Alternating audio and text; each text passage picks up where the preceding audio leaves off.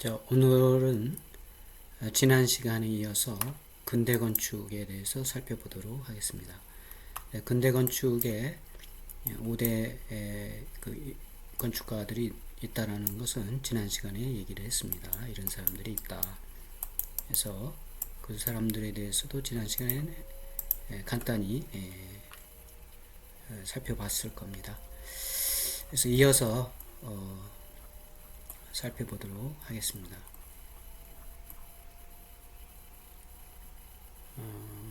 두 번째, 미스 반데로의 건축가에 대해서 좀 살펴보면, 유리와 철의 미를 창시한 근대 건축가로서 미스 반데로에 대해서 살펴보도록 하겠습니다.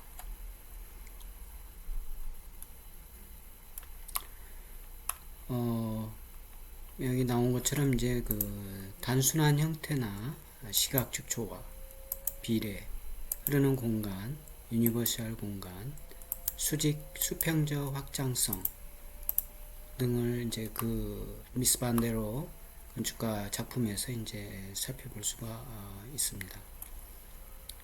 생애는 뭐 여기 나온 것처럼 독일에서 태어났고, 그 다음에 이제 고층 건축물이라든가 주택 설계 이런 사회적 활동과 그 건축 활동을 했던 그런 사람입니다. 한 번씩 좀 읽어보시기 바라고 천천히. 그래서 이제 첫 번째 그 미스 반데로 건축가의 이제 특징이 있는데, 보면 단순미로 표현이 이제 되는 그런 건축 재료라든가 구조, 그런 단순미를 가지고 이제 구조의 미를 살리는 그런 이제 설계를 이제 추구를 했고, 형태죠. 건축 형태가. 두 번째는 이제 시간적 변화를 수용하는 그런 공간 계획의 한 특징을 가지고 있습니다. 그래서 이제 여기 나온 것처럼 급속히 변화하는 현대사회의 다양한 요구에 대해 공간의 형태, 이제 기능까지 포함해서 융통성을 이제 부여해서 시간적 변화를 수용하고자 한 그런 건축 작품을 들여다볼 수가 있습니다. 대표적으로는 이제 바르셀로나에 있는 국제 전시회 독일 파빌리언이라든가 1930년대 브루노에 건설된 투켄타트 건축 주택이 있습니다. 그 다음 이제 세 번째 특징으로는 건축의 가능성을 새로운 형태에서 뿐만이 아니라 경제적 구조와 기술에서도 찾는 그런 특징을 갖고 있는 작품이 있습니다.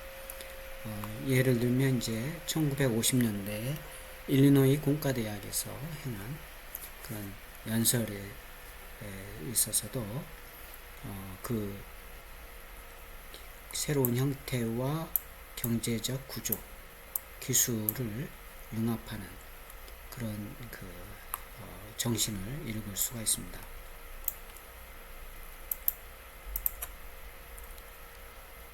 그래서 아까도 얘기했듯이 콘크리트뿐만이 아니라 유리와 철을 잘 그런 건축 재료, 건축 구조 재료를 적용해서 실험적으로 이제 건축 작품을 남긴 그런 건축가 중에 한 사람이 되겠습니다. 나머지도 이제 그 미스 반데로의 건축가가 활동한 내용들을 이제 들여다볼 수 있는 것들인데 한 번씩 이렇게 보시기 바라고요.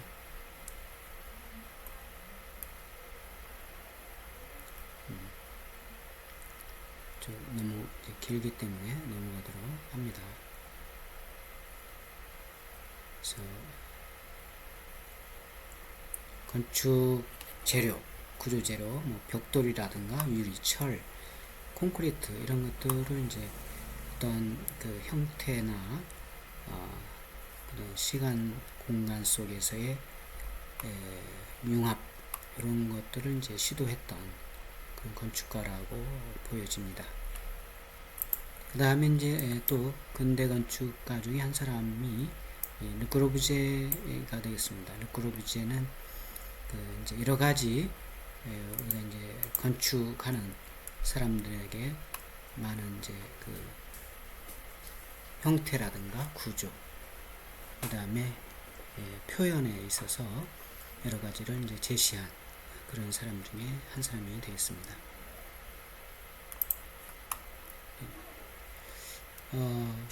이제 철근 콘크리트 골조를 이제 근대 건축 표현 양식으로 이제 발전을 시킨, 물론 이제 콘크리트를 사용해서 아까 미스 반델로 건축가처럼 콘크리트와 유리 또는 철을 이용해서 어떤 형태를 구성하고 이런 거에 이제 건축에 이제 표현을 하는 그런 건축가도 있었지만, 이 르꼬르비제 같은 경우는 이제 여기 철근에다가 콘크리트를 같이 넣어서 만든 철근 콘크리트 구조물을 이제 좀 여러 가지 건축 형태에 사용한 그런 건축가가 되겠습니다.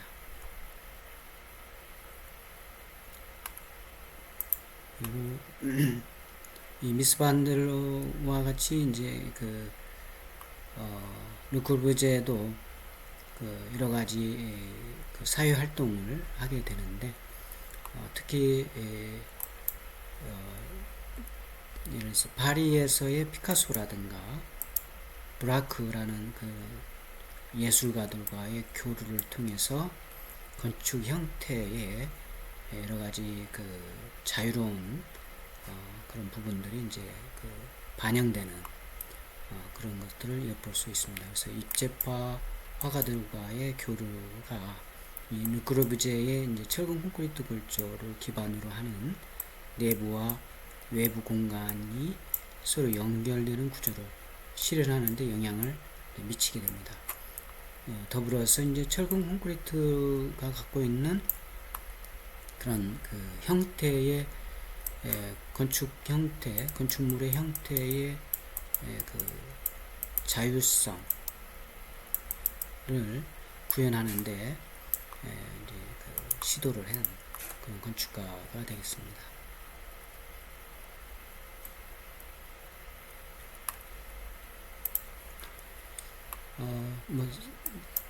이 생애에 대한 내용들이 좀 나오는데 간단히 좀 살펴보도록 하겠습니다.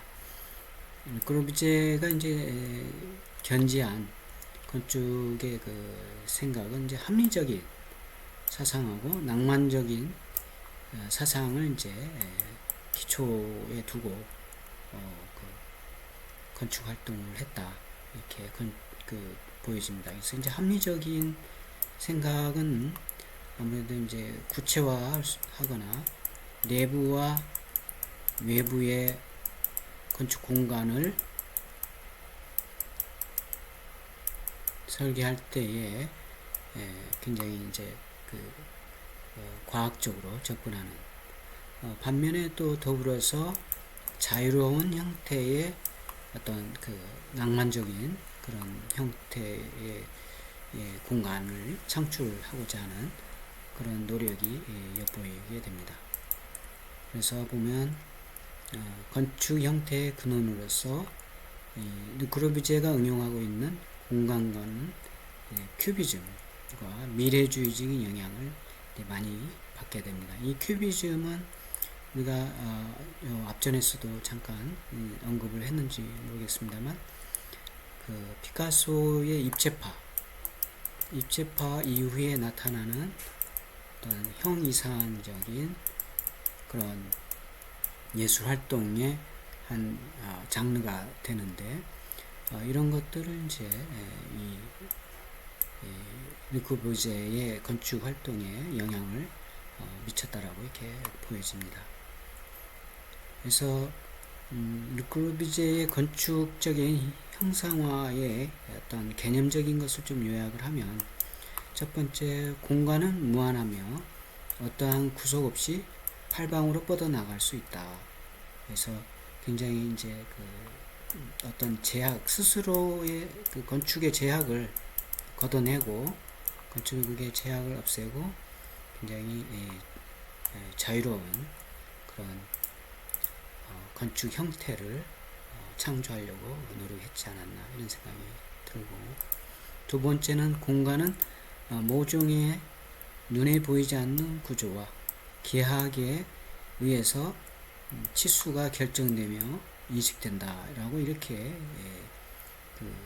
르 그루비제의 건축적인 생각에 담겨져 있습니다. 여기서 보이지 않는 구조와 계하학, 이건 아까도 얘기했듯이 르 그루비제의 건축적인 개념, 생각의 개념의 근저에는 이런 합리적인 생각이 들어져 있기 때문에 이러한 것들이 이제 이러한 눈에 보이지 않는 구조는 이제 굉장히 물리적인 거잖아요.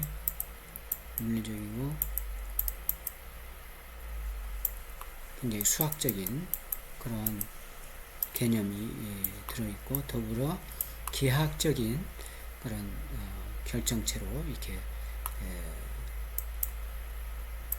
이해하고 있다라고 볼 수 있습니다. 그래서 일반적인 구조는 장방형이며 건축은 3차원적인 이제 크로즈워드 이렇게 보여지고 있고, 이건 지난 시간에도 얘기했듯이 이제 우리가 공간을 이해할 때 공간이라는 것은 일단 3D에 해당이 되는 거죠, 지금. 그죠? 3차원적인 거란 얘기죠. 어떤 3차원적인 어떤 보이드가 공간이 되는데, 이러한 공간을 우리가 이해하기 위해서는 예를 들어서 3.5차원이라든가 또는 4차원에서 우리가 인지를 하게 되는 그런 공간이 이 건축의 공간이 된다. 건축적인 공간이 된다. 그래서 우리가 이제 건축에서의 공간을 창조하는 게 이러한 의미에서 그 공간에 들어가서 생활하는 삶의 그릇을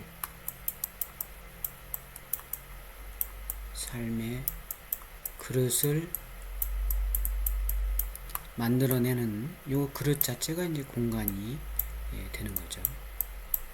이렇게 이해하면 되겠습니다. 그래서 3차원적인 크로즈워드와 같이 어느 부분은 비어 있고 어느 부분은 꽉 채워 있어 이 양자 간에는 명확한 선이 나타나게 된다. 이렇게 인식을 하게 되고, 그 다음에 또 르 그루비제는 건축적인 형상의 이해를 세 번째로는 관찰자와 매우 특수한 관계를 갖는 것으로 관찰자와 공간의 어느 한쪽은 이동한다는 유동적 개념, 여기서 이제 이 르 그루비제의 개념에서 유기적이라는 개념이 나오게 됩니다. 유기적. 그래서 공간이 유동적인 그런 공간의 개념. 이쪽 공간과 이쪽 공간이 서로 유기적으로, 이게 이제 매개 공간이 중간에 있어서 이 매개 공간을 통해서 서로 A 공간과 B 공간이 유기적으로 연결이 되고 영향을 서로 갖게 된다. 수평적인 부분도 그렇지만 수직적인 공간의 개념에 있어서도 중간에 매개 공간이라든가 공유 공간을 통해서 유기적인 그런 수평적인 또는 수직적인 그런 유기적인 공간이 있다라고 이렇게 된다라고 이렇게 인식을 하고 있다는 겁니다. 그래서 공간의 개념과 형태 구성 원리를 기초로 하여 공간의 볼륨이 구성된다. 이렇게 그래서 이제 최종적으로는 이제 우리가 아까도 얘기했듯이 삶의 그릇을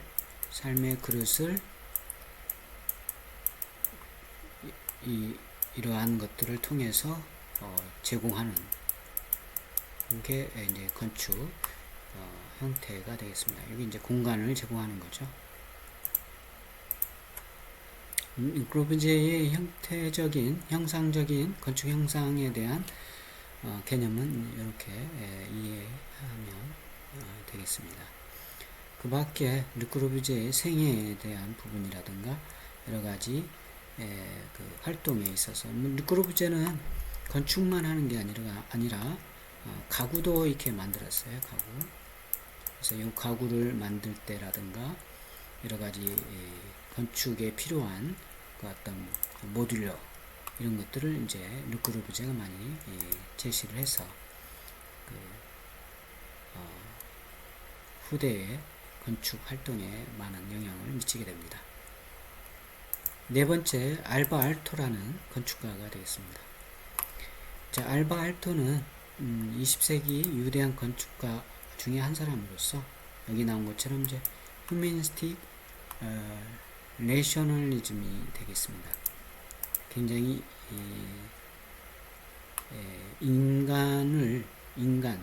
휴먼에 대한 부분을 이제 강조하면서도 이성적인 그런 건축 활동을 하게 되는 사람이 되겠고, 이 사람의 생애는 이렇게 핀란드에서 출생해서 쭉 나옵니다. 그래서 이렇게 한번 보시기 바라고.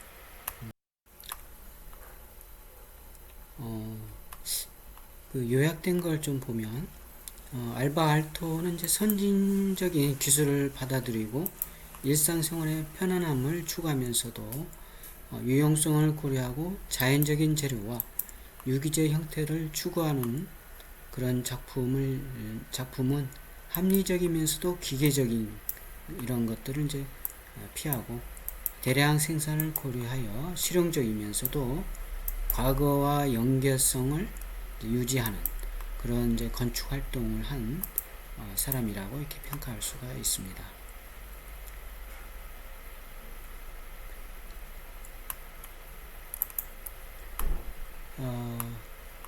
이 사람의 작품으로는 여기 나온 것처럼 비프리에 있는 이제 도서관이라든가 공장, 노동자 주택 이런 것들이 있고 사보이 인테리어 디자인을 한다든가 뭐 여러 가지 그 건축적인 활동을 하게 됩니다.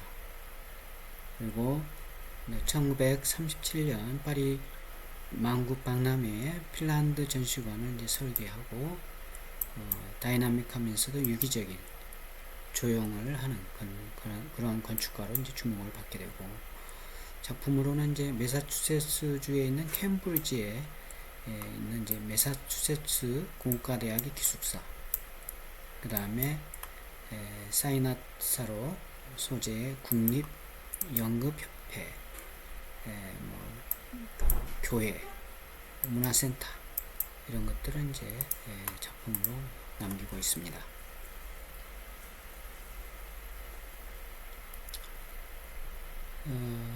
특징을 좀 보면 알바 알토의 그 어떤 합리성, 기능성, 보편성, 그리고 이제 기술적인 미를 그런 추구하는 그런 특징이 이제 보여지게 되고, 국제 기능주의의 주류가 이뤘던 그런 사람 중에 한 사람이 됩니다. 여기서 국제 기능주의의 주류에 또 르크루브제라든가 미스 반델로라든가 프랭크 로이드 라이트라든가 이런 건축가들이 이제 이 알바 알토와 더불어 활동하게 됩니다. 그러나 이제 그 알바 알토는 자기만의 이제 독창적인 건축 세계를 이제 구축하고 있다라고 보여지는데, 그런 것들은 이제 조금 더 깊이 이제 들어가면 그 아까 얘기했듯이 이제 휴머니즘하고 이성적인 그런 연장선상에서 이제 이해가 되는 그런 특징이 조금 있다 이렇게 보여집니다. 그리고 이 알바 알토도 빛을 적극적으로 이제 이용한 그런 건축가가 됩니다.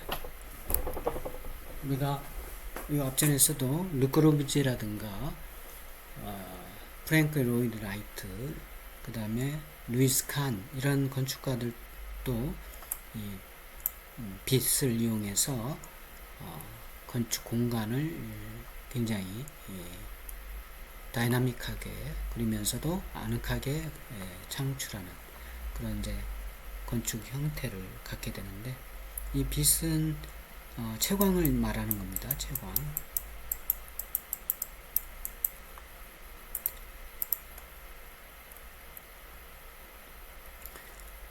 나머지는 뭐 이렇게 쭉 한 번씩 보시면 될 것 같고요.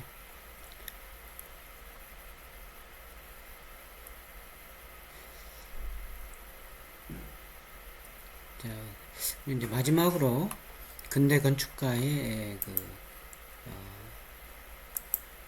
유명한 건축가 중에 한 사람이 프랭크 로이드 라이트. 아까도 얘기했듯이 기능주의의 주류의 한 사람이 되는데, 사람은 이제 미국 위스콘시 릴랜드 센터에서 목사이자 음악가인 이제 윌리엄 라이트하고 이 사이에서 이제 태어난 사람이 되고, 학업을 건축가를 이제 그때 위스콘시 대학에는 이제 건축가가 없어서 토목과를 다녔고, 뭐 이런 중퇴도 하고 나름대로 이제 그 성장 과정을 정리를 해놓은 게 되겠습니다. 한 번씩 보시면 되겠고, 이 프랭크 로이드 라이트의 대표적인 작품 중에 하나가 여기 나온 것처럼 이 낙수장입니다. 낙수장.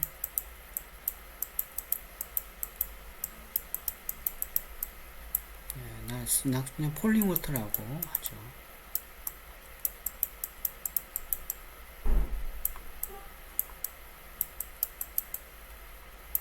미국에 이제 있는, 현재도 이제 물론 이제 사람은 살지 않아요.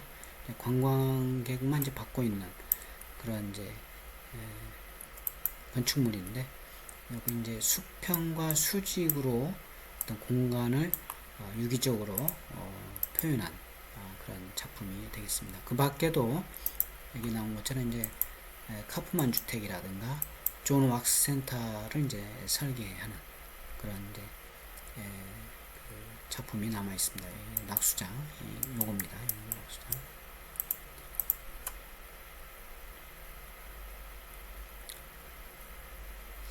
그 다음에 마찬가지로 카프만 저택이라든가 아까 얘기했듯이 이 낙수장은 여기 있어요. 미국의 펜실베니아주에 있는 피츠버그에서 한 80km 정도 숲속으로 들어가면 낙수장이 있습니다. 그 다음에 그 구게마인 미술관이 있게 되겠습니다. 이건 이제 구게마인 미술관의 건축물이 됩니다.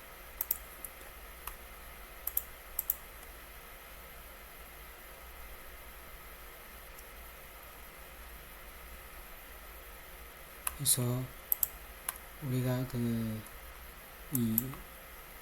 아까도 유기적이라는 말이 나왔습니다만, 르꼬르비제에 의해서 어떤 공간의 이동에 대한 그런 개념이 이제 르꼬르비제에서 나왔던 그런 개념이 있었고, 또 프랭크 로이드 라이트에서도 이 유기적이라는 말을 이제 공식적으로 사용한 그런 사례가 되겠습니다. 그래서 유기적 건축물, 유기적 건축 이런 이제 용어가 나오게 되는데, 유기적 건축이라는 것은 이제 시간과 장소와 인간에게 어울리는 것을 이제 정의할 때 요 유기적 건축물을 이제 말한다. 여기서 말하는 시간과 장소와 인간에 어울리는 것, 여기 이제 공간을 말하는 겁니다. 공간. 아까도 얘기했듯이 수평적 공간과 수직적 공간이 서로 어떤 중간에 매개 공간이라든가 공유 공간을 통해서 이렇게 유기적으로 연결되는 그런 공간을 건축을 이런 유기적 건축이다 이렇게 보여지고, 거기에는 그 공간에는 이제 인간의 삶의 그릇을 만드는 그 삶의 그릇 자체가 이제 볼륨이 되는 거죠. 즉 공간이 되는 거다. 이렇게 이해하면 좋겠습니다.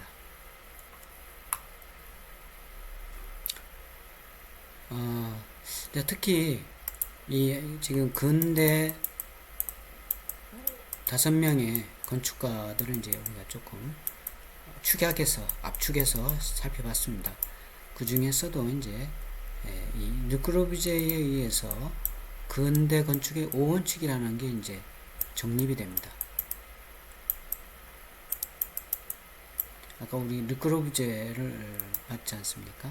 그래서 이제 그 르크로비제의 근대 5원칙이 상당히 이제 중요한 그런 이론 중에 하나가 된다 이렇게 보면 되는데, 그래서 보면 근대 건축가 르크로비제는 벽식 구조 대신 콘크리트의 기둥을 이용해서 구조체를 만든다. 그래서 상당히 이제 획기적인 거죠. 이게 벽식에서 기둥으로 이제 옮겨가는 그런 구조 시스템이 이제 등장하는 게 이 르크로비제의 근대 5원칙의 하나가 되겠습니다. 이 근대 건축의 5원칙이 쭉 앞으로 이제 나올 건데, 여기서 본 것처럼 여기 이제 기둥이 이렇게 되는 거죠. 이렇게. 그러면서 여기 이제 어떤 오늘날의 필로티 같은 것들이 이제 만들어지는 거죠. 그리고 이 벽이 여기도 벽이 없지만은 아래층에도 여기도 기둥으로 인해서 구조체가 구조 안전성을 이제 지탱을 하면서 여기에 이러한 큰 창을 둘 수 있는 벽이 있어서 이렇게 가로막지 않는다는 얘기죠. 그러니까 이제 지금까지 고대 건축이라든가 근세, 중세 건축물을 쭉 봐왔었는데, 이런 건축물들은 그때 당시의 건축 기술이라는 게 오늘날처럼 그런 기술이 아니었기 때문에 이제 피라미드라든가 어때요? 성 소피아 성당이라든가 이런 것들은 전부 그 볼트를 써서 돔을 만들고, 그리고 그것들을 전부 이렇게 벽돌이라든가 돌로 이렇게 쌓아서 구조체를 형성을 하는 겁니다. 그러다 보니까 이 벽이 있는 거죠. 벽이 있고 고측창이라든가 고천창 이런 것들이 있다고 하더라도 이러한 그 개방감이 있는 그런 그 개구부가 아닌 뭐 조그만한 거 이런 것들을 둔다든가 이 정도였다라는 거죠. 근데 이제 르크로비제의 이 5원칙에는 벽이 아니고 기둥으로서의 구조물을 지탱하는 그런 구조 시스템이 등장하면서 유기적인 어떤 공간을 좀 창출하는데 굉장히 이제 제약을 걷어내는, 제약을 없애고 굉장히 유기적인 건축 공간을 이제 창출하게 될 수 있는 그런 것들을 제시했다 이렇게 볼 수 있습니다. 이게 이제 여기 나온 것처럼 사부화 주택이 되겠습니다. 그래서 요건 조금 여러분들 메모해서 좀 기억을 하면 좋겠죠. 근대 건축의 5원칙 5가지, 근대 건축의 5가지 원칙이 아까 얘기했듯이 이제 첫 번째 필로티가 되겠습니다. 필로티. 그래서 건물 2층을 비워두는 방식. 그래서 이제 아랫부분을 이제 비워두면 빛이라든가 바람이 통과하게 되겠죠. 그죠? 여기 기둥으로 하고 여기를 막지 않으면 이게 이제 바람이 이렇게 숭숭 있게 통과하기도 하고 빛도 들어가는 거죠. 그리고 이 공간을 우리가 이제 사용할 수 있는 그런 부분이 나타나게 됩니다. 그걸 그래서 필로티라는 개념이 이제 첫 번째 원칙이 등장을 하게 됩니다. 그래서 1층은 보행, 주차장 이런 걸로 이제 활용을 오늘날도 마찬가지죠. 그죠? 그 다음에 두 번째 원칙이 옥상 정원입니다. 옥상에 가든을 만드는. 그래서 옥상 정원은 사람에게 하늘을 볼 수 있는 공간을 제공하고 휴식 공간을 제공하는 기능을 이제 하는 그런 개념의 두 번째 원칙이 등장을 하게 됩니다. 그래서 건물 옥상에 정원을 설치해 녹지를 대체해야 한다. 그리고 눈이나 비가 내릴 경우 누수를 방지하고 습도 조절을 이제 하는 그런 기능을 갖는 게 이제 옥상 정원이 되겠습니다. 그 다음에 세 번째 원칙이 자유로운 파사드가 되겠습니다. 아까도 얘기했듯이 그 벽이 없기 때문에 벽면 대신에 이제 그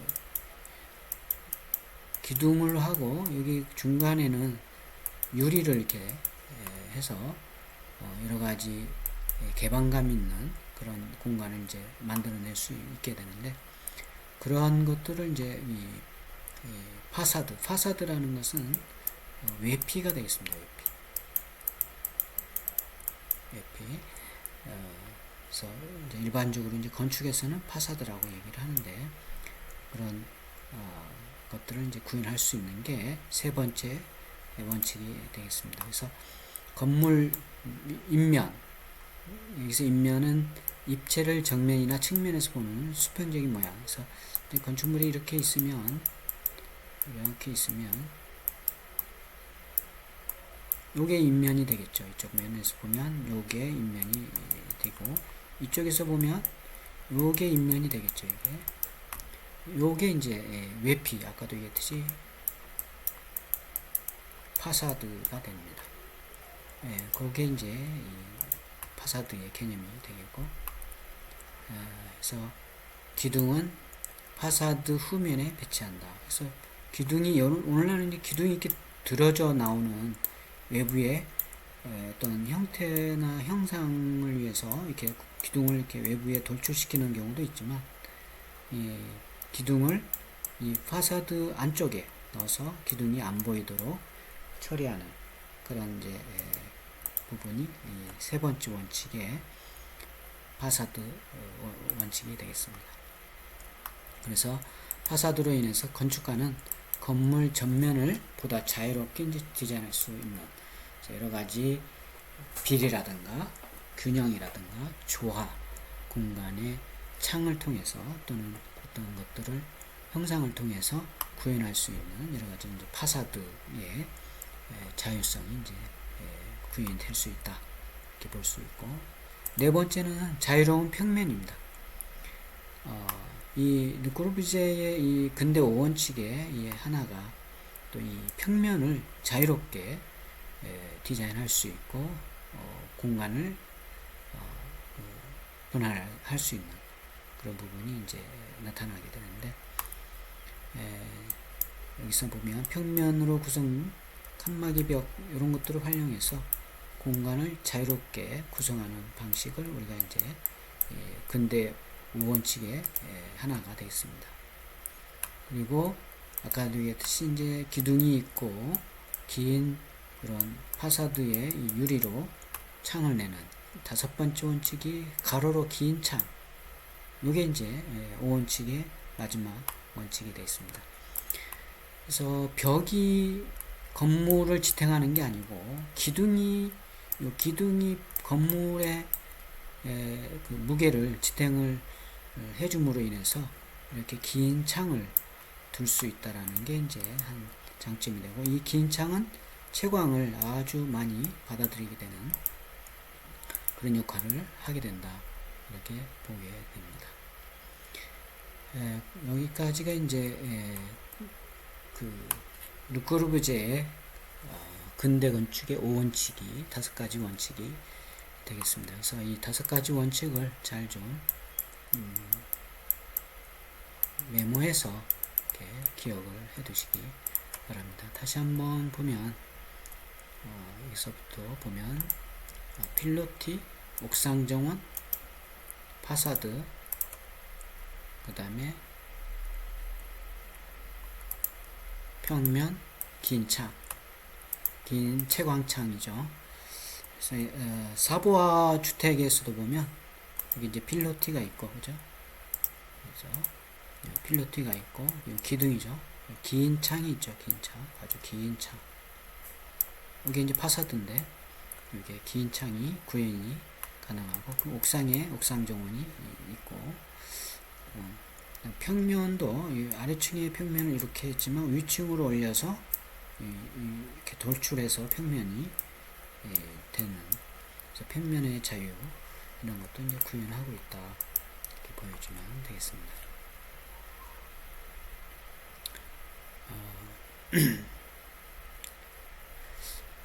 그리고 이 또 르꼬르비제가 이제 근대 5원칙을 가장 잘 적용한 작품 중에 하나가 이 조금 전에 우리가 봤던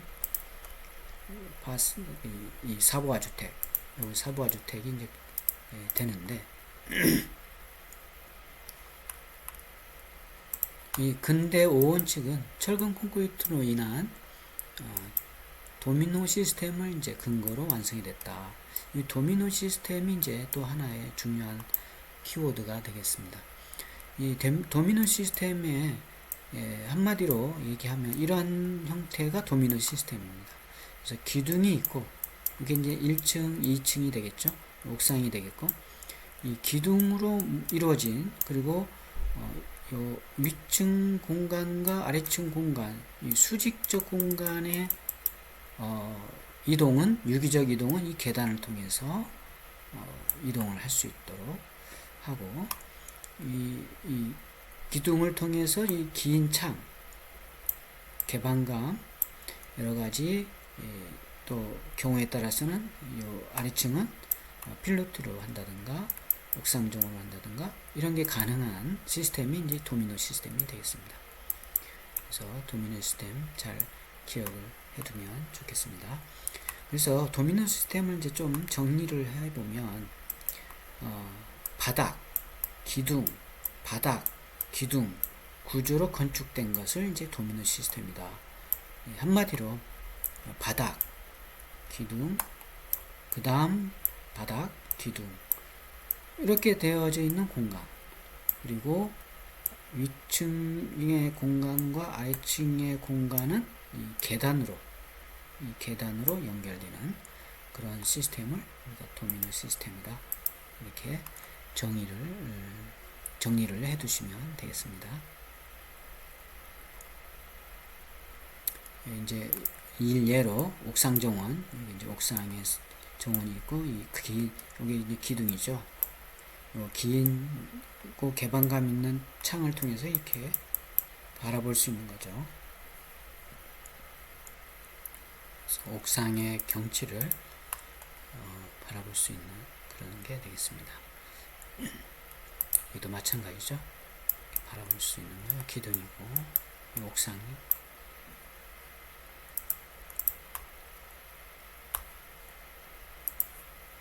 밖에서 안을 보면 이렇게 되어 있죠. 안쪽에 기둥들이 보이고 긴 창이 있고, 이건 이제 사보아 주택의 사진들이 되겠습니다. 마찬가지 이 계단을 통해서 이동이 되고, 이렇게 상당히 개방감이 아주 좋죠. 그죠? 자, 여기까지가 이제 이 근대 5가지 원칙까지 우리가 이제 살펴본 여기도 계단이 있고, 여기 옥상 정원 이렇게 있고, 여기까지가 이제 근대 건축이 되겠습니다. 그래서 지금까지 이제 여러분들이 이제 근대 건축을 이렇게 살펴봤고요. 이제 현대 건축하고 한옥이 좀 남아 있는데, 좀 시간상 이 현대 건축은 요 앞전에 우리가 두바이에 있는 것들을 이제 살펴봤잖아요. 그래서 이제 지금 초고층 건축물 중에 하나인 그 건축물들의 동영상을 통해서 이제 살펴봤기 때문에 그 밖에도 있어요. 여러 가지 여기 이제 다 소개를 못한 뭐 가우디의 건축물이라든가 이런 것들이 이제 있는데 여기에 제시된 요것들을 한번 여러분들이 유튜브나 공개된 동영상을 한번 보시기 바랍니다. 그래서 현대 건축은 이제 우리가 초고층 건축물을 하나 보고 했기 때문에 그걸로 대체하고 한옥 부분은 좀 시간이 없는 관계로 여기서 마치도록 하겠습니다. 그래서 한옥은 뭐 각자 한번 관심을 가지고 살펴보시기 바랍니다. 그리고 이제 과제물을 이제 마지막 좀 점검을 하는데 지금 12주차 이후에 제출된 과제물이 두 개인데 지금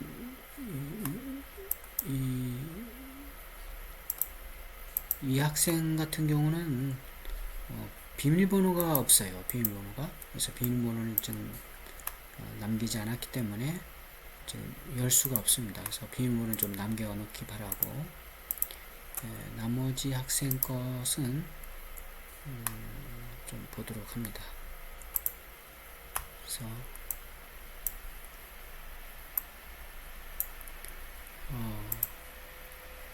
8주차 건축물에 대한 건축과 사진에 대한 과제물 좀 보면 영화 속 건축물은 이제 이렇게 과제물을 제출했습니다. 이 학생 같은 경우는 이제 인디펜던스 데이를 영화를 선택을 했고 이렇게 카탈로그 줬습니다. 줄거리 이렇게 나와 있습니다. 한 번씩 읽어보시기 바래요. 아마 이 영화는 많이 이렇게 좀 알려진 영화이기도 하지 않나요? 그래서 많이 제목은 익숙한데 본 사람도 있을 것 같아요. 그래서 줄거리가 이렇게 되어 있고 이상한 현상이 지구를 감싼다. 그래서 이제 굉장히 외계인이 여기 나와 있네요. 외계인이 이제 지구 파괴는 이제 더욱 맹렬해지고 인류 전체 생존과 외계인들 간의 외계인으로부터의 지구의 독립, 이게 이제 어떻게 되느냐 이런 것들이 이제 다룬 그런 영화인 것 같습니다. 그래서 아주 줄거리를 적어놨습니다. 그래서 한 번씩 천천히 스톱하고 동영상 스톱하고 읽어보시기 바랍니다. 그래서 마찬가지 줄거리를 정리를 단락별로 이렇게 한 것 같아요. 스토리별로. 그리고 이제 영화 속의 건축물을 이제 이렇게 스터디를 한 건데, 영화 속 우주선이 백악관을 공격하는 장면, 요 백악관을 이제 공격하는 요 위에가 이제 뭐 우주선인 것 같아요. 그런 사진이 되었고, 그 다음에 영화 속에서 우주선과 대칭이 되는 모습을 보여주는 엠파이어 스테이트 빌딩, 그 다음에 이 빌딩이 워낙 유명해서 자주 등장한다. 여기 이제 엠파이어 스테이트 빌딩, 여기 이제 엠파이어 스테이트 빌딩이 있고, 이렇게 좌우 대칭으로 이렇게, 여기 이제 우주선이 되는 것 같아요. 이게 우주선. 엠파이어 스테이트 빌딩에 대해서 이제 스터디를 좀 했으면 좋겠네요. 그죠? 여기서 엠파이어 스테이트 빌딩을 개요, 높이는 어떻게 되고 뭐 이런 것들을 좀 스터디를 하면 더 좋았을 것 같습니다. 좀 보완을 하면 더 좋겠네요. 뒤쪽에 나오는지 모르겠지만 어쨌든 이제 초기 등장인물 줄거리와 등장인물이 이렇게 나오고 또 등장인물 이렇게 두 개 나오고 또 나오고 등장인물 그리고 끝인가요? 이건 조금 느낀 점, 이 조금 그 등장인물 뒤에 그 영화 속에 나오는 그 건물이 이 엠파이어 스테이트 빌딩 하나만이라도 제대로 좀 조사를 해서 개요라든가 크기, 뭐 높이, 그 다음에 용도, 층별 용도 이런 것들을 인터넷 보면 많이 나와 있거든요. 그걸 좀 조사를 해서 그 구체적으로 좀 다른 학생들한테 제공했으면 좋았을 것 같습니다. 좀 아쉽습니다. 그 밖에 건축물도 있을 수 있는데 지금 영화 속의 건축물이 없네요. 자, 그래서 여기까지가 이제 과제물이 되고, 아까도 얘기했듯이 여기는 그 지금 그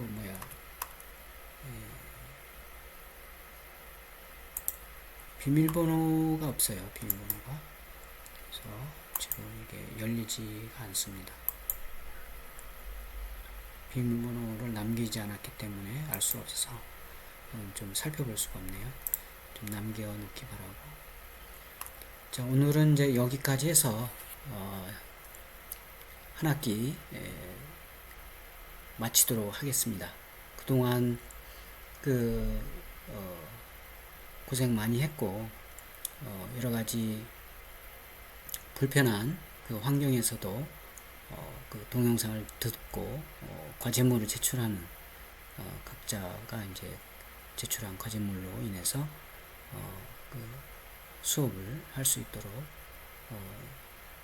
그 여러분들이 같이 과제물을 볼 수 있도록 이렇게 하는 것이 상당히 고생을 많이 한 시간들이었을 겁니다. 나 또한 이 동영상 편집에 여러 가지 이제 오류도 있고 시간이 많이 들었습니다. 그리고 이제 이 처음 비대면으로 하다 보니까 이 동영상의 이 마이크를 좀 늦게 후기로 얘기하지만 마이크만 한 3개를 샀어요. 그래서 이 마이크가 이제 좀 성능이 좀 여러 가지가 있더라고요. 그래서 초기에 좀 그 마이크 성능이 안 좋아서 목소리도 좀 안 좋고 감이 안 좋았습니다. 그래서 이제 그런 부분들이 좀 불편했을 텐데 참고 끝까지 들으면서 또 과제물 열심히 해서 제출해줘서 고맙고요. 그 다음에 이제 그 지금 코로나19가 아직 이게 진행 중이잖아요. 서로 상당히 이제 이 어려운 이 코로나19로 인해서 어려운 환경 속에 있기 때문에 건강에 유의하기 바라고, 끝으로 이 성적 부분은 일단 학교에서 별도 지침이 없는 것 같아요. 그래서 이제 성적에 대한 별도 지침이 있으면 그 지침에 따를 것이고, 없는 경우는 이제 그 초기에 학교에서 이제 그 공지한 게 있어요. 그래서 이제 그거에 따라서 성적을 처리를 할까 합니다. 그래서 이제 기본적으로는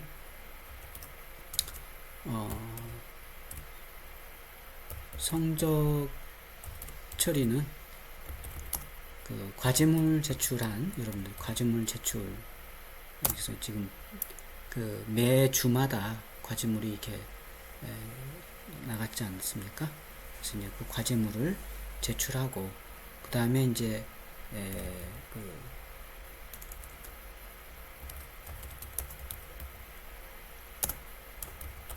그리고 어, 이제 동영상을 여러분들 이제 그 일일이 지금 비대면이기 때문에 각자가 뭐 받는지 안 받는지를 지금 일일이 확인하기는 어려운 상황이에요. 그래서 이제 그 공지를 할 때도 댓글을 좀 남겨놔라 이렇게 얘기를 했는데, 이제 그런 걸로 이제 내가 좀 이제 좀 살펴보고 거기에 따라서 이제 과제물과 그런 것들을 댓글이라든가 이런 것들을 통해서 그 성적 처리를 할 것 같습니다. 그리고 이제 아직까지 과제물 제출을 제출하지 않은 사람은 요번 주 내로 그전 과제물을 제출을 요번 주 내로 이제 늦게라도 제출을 해 놓기 바랍니다. 그러면 요번 주까지 낸 걸 토대로 해서 성적 처리를 하도록 하겠습니다.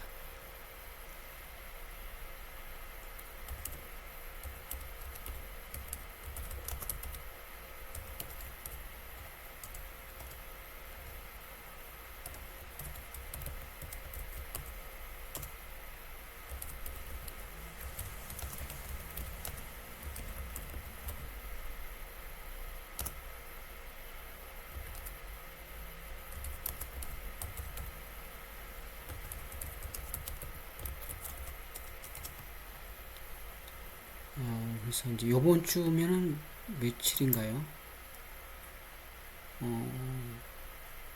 29일, 28일인가요? 28일까지, 그죠? 이번 주 6월 28일까지만 제출을 해주면 반영을 하도록 하겠습니다.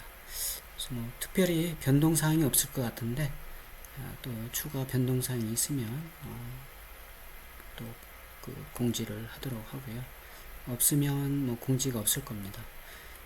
그리고 아직까지 다시 한번 얘기하는데 과제물이라든가 댓글 이런 것들이 아직 그, 마치지 않은 사람들은 늦게라도 요번 주까지죠, 그죠?